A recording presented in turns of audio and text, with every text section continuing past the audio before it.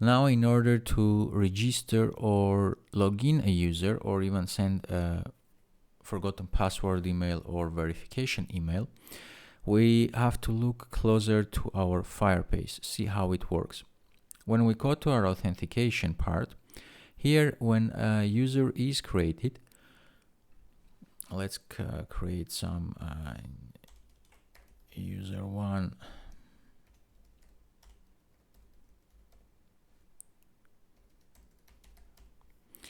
Add user. You will see that this has a email address. It shows you what is the login registration method. In our case, it's an email. When it was created, when was signed in last time, and a user ID. This is clearly not enough to have a chat application based on, because for our chat application user object, we need some more information. Like we want to have a username, we want to have, let's say, I don't know, an image, we want to have some push notification ID.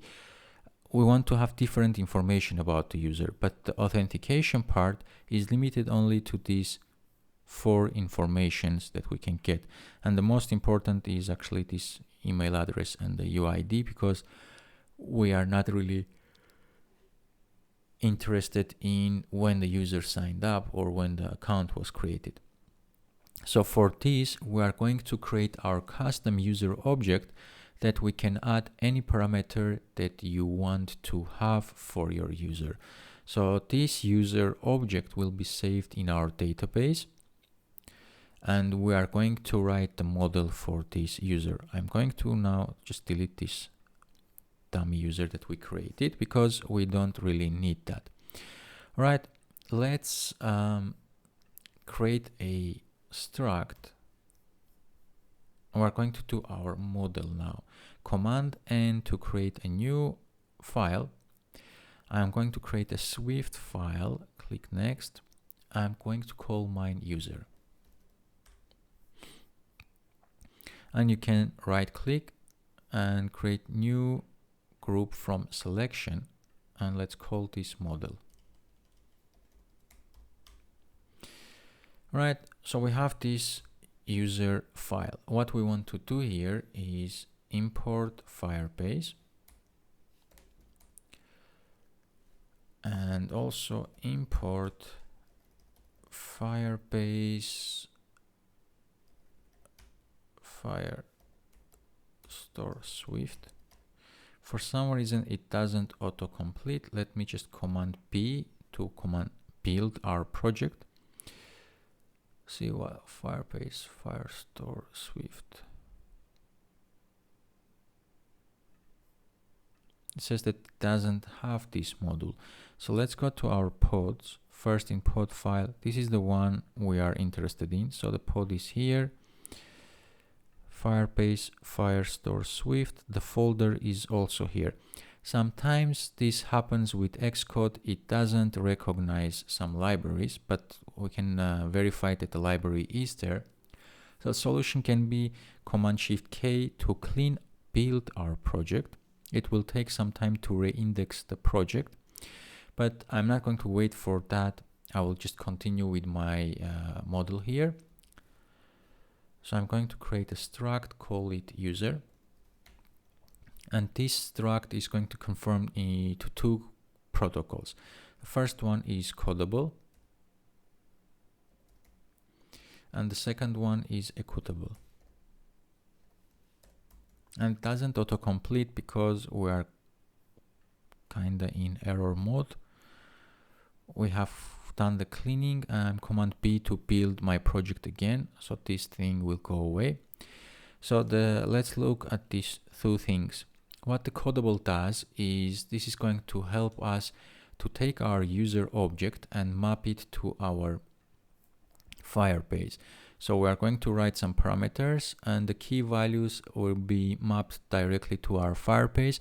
We are going to create a JSON version of our model. And then once we get the JSON back from our Firebase, because everything in our database here is saved as JSON, so key value pairs, What we want to do is get it and then decode it back to a user object. So the codable is encoding and decoding. Equitable is basically checking if the two users are equal to each other.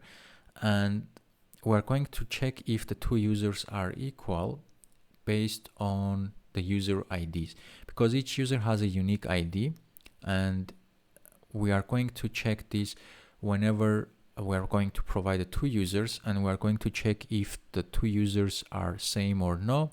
We are going to use the equitable for this.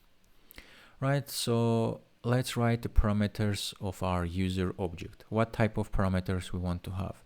First one is ID, and this is gonna be equals to empty string. Then we have var user name. It's also a string.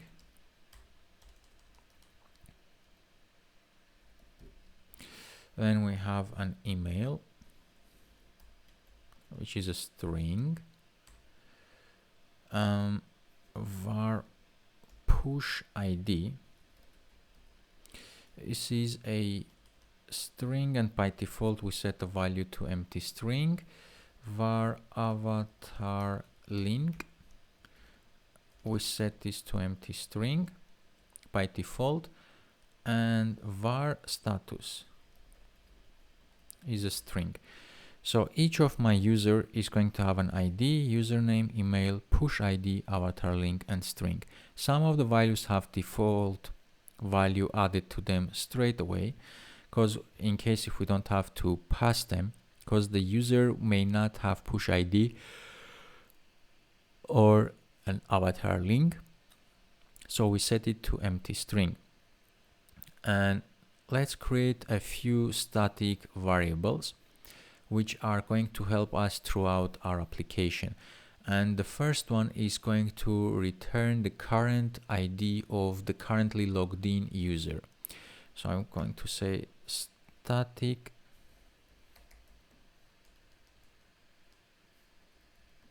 var current user, actually current ID, and this is going to return a string, and we're going to return, and what we wanted to return is we're going to access our Firebase authentication, because every time we log in a user we have access to this authentication from Firebase, and it's keeping the currently logged in user's ID. So I'm going to say authentication dot auth, and then I'm going to access the current user, and we get the UID. Currently it doesn't autocomplete. Another solution to this problem that Xcode doesn't recognize this library is closing the Xcode altogether and reopening it.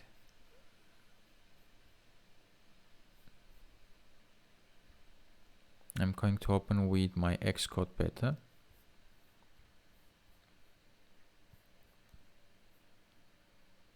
Now this becomes green, so most probably it's okay. But I'm going to create another static var, and this one is going to return current user, and it's an optional user object, so we may not have a user, so we are returning the ID or the current user. So in order to check if we have a current user or no, we are going to check first authentication.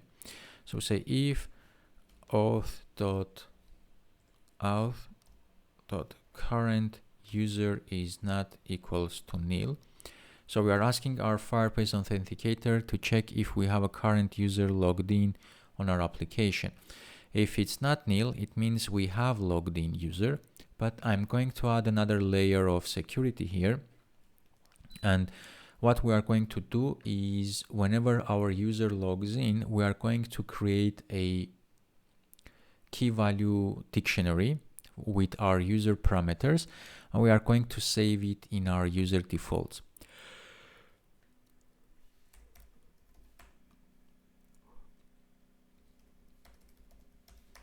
So I'm going to now access my user defaults, and I'm going to check if there is a data for a specific key. Right now there is nothing there because we haven't saved anything to our user defaults, but just for the sake of the writing this variable here, we're going to do the code now. So we access our user defaults, and then we get the standard, and I want to get the data for key, and let's write some key value pairs in our constants file. Let's go ahead and select the login view, Command N, Swift file, and call these constants. And the reason I'm creating a constant is I don't want to type every time the same thing, because the keys are just strings. They are not auto-completed for us, and if we do a typo there, we are not going to receive our value for that key, and our application will not work as expected.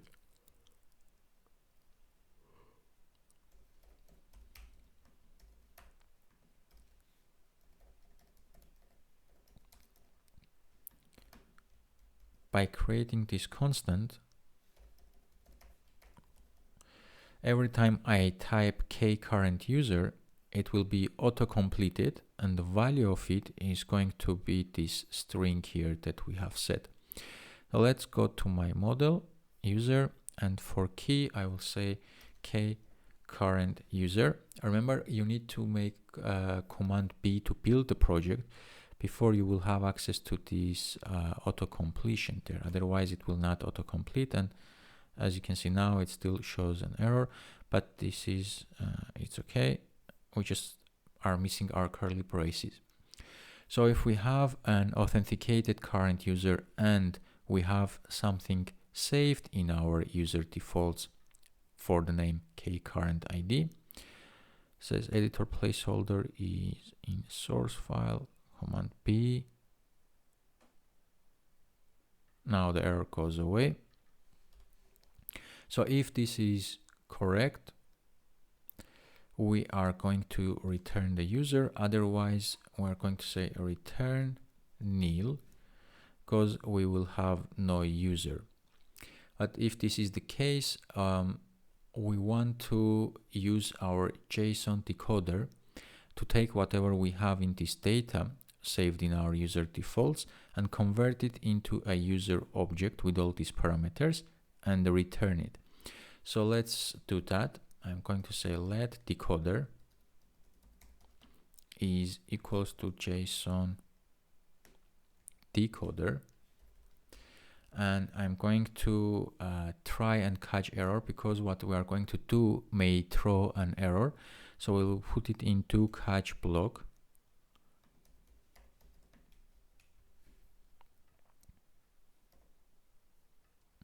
So we're going to do say let object is equals, and I'm going to try object.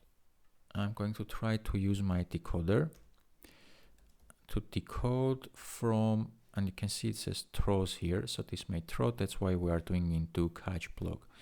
So we are going to decode from we want to get a user object from this dictionary. So we're going to provide a dictionary and ask it to create a user object.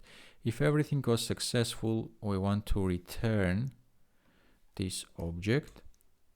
Let's call it user object.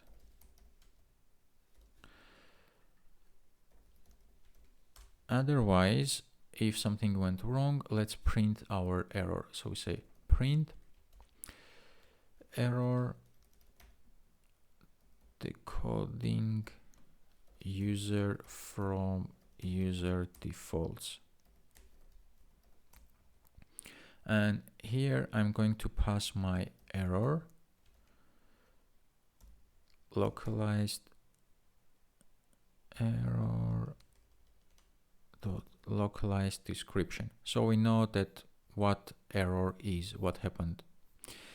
Okay, we have these two helper variables, and the last thing we need to write here is for our executable.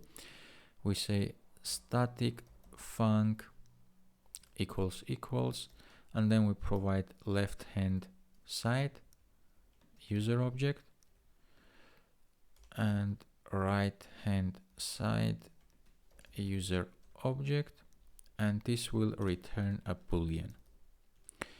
This is for our executable, and what we want to do is to check left hand side dot id, which is user, is equals to right hand side dot id.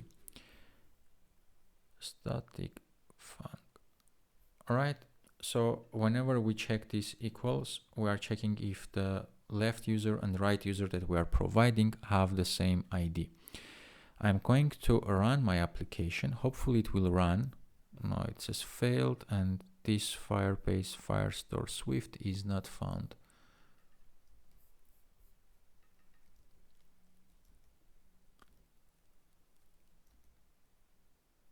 Oh, Firebase. I have a typo there. That's why it's not finding it.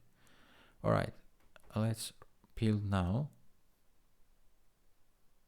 And here I have a typo executable and one more command P. And hopefully this time everything will be fine. Yeah. If we run, this is going to run our application. So far, visually, we haven't done any changes. So it's just going to do our login screen, which is good. As long as there are no errors in our user thing here, we are all set. So we have created our user object with all these parameters and created also some helper variables that are going to bring us our current ID or our current user. And based on this user, we will be able to communicate with Firebase in order to register, authenticate user, login user, and save this user in our Firebase database.